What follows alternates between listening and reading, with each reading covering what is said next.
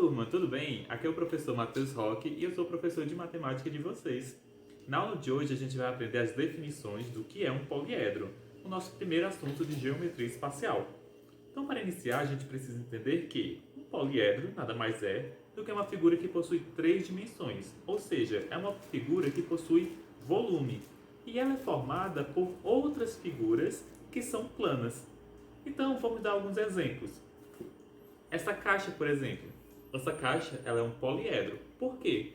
Porque ela é uma figura que tem volume, ela tem três dimensões, e ela é formada na sua lateral, na parte superior e na parte inferior por figuras planas, que são retângulos.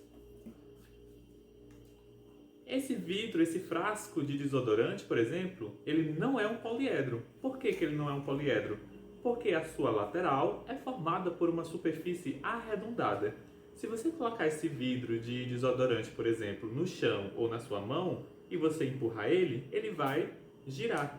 Isso significa que a sua superfície é arredondada e por isso ele não é um poliedro.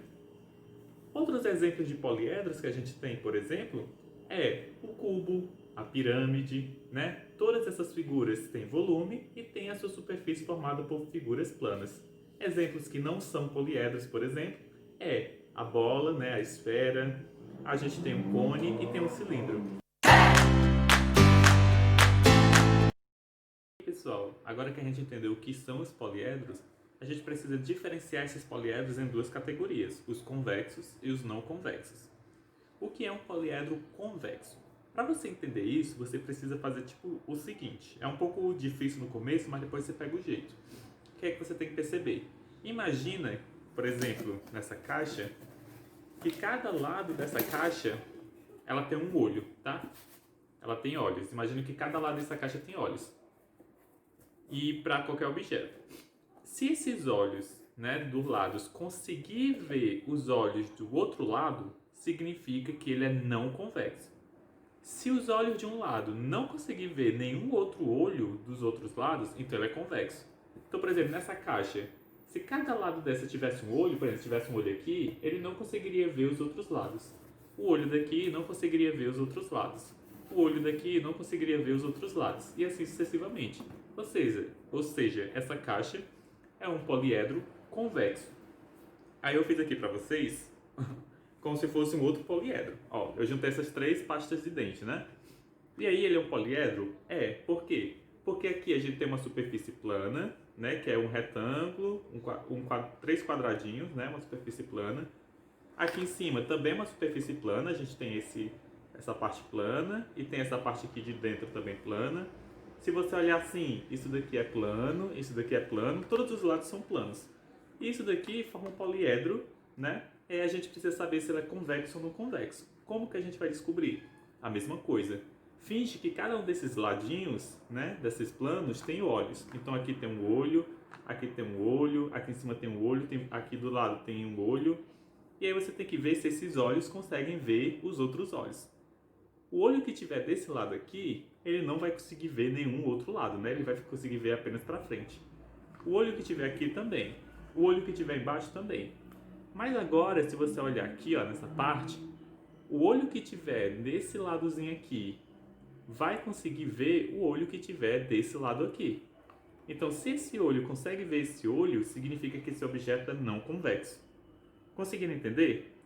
Vê lá na atividade alguns exemplos que eu coloquei. Vê aqui também, eu vou colocar aqui algumas figuras para vocês verem, para vocês entenderem essa diferença de convexo e não convexo, tá bom? Mas é só ver isso. Se um lado, né, uma parte plana, conseguir ver a outra parte plana, ele é não convexo.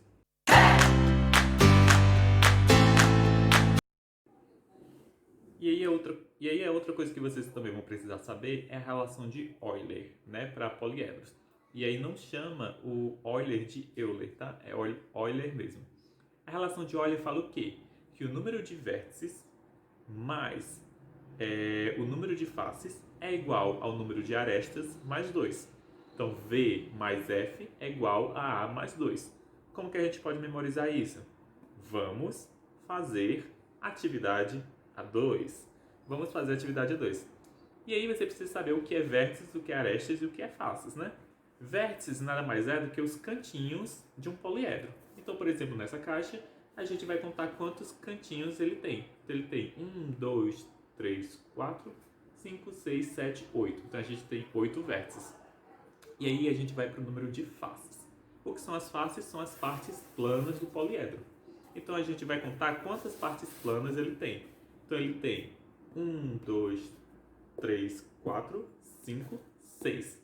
E aí, se a gente tem 8 vértices e 6 faces, na primeira parte da equação, que é o número de vértices mais faces, a gente vai ter 8 mais 6, que é 14. E aí, isso daí tem que ser igual ao número de arestas mais 2.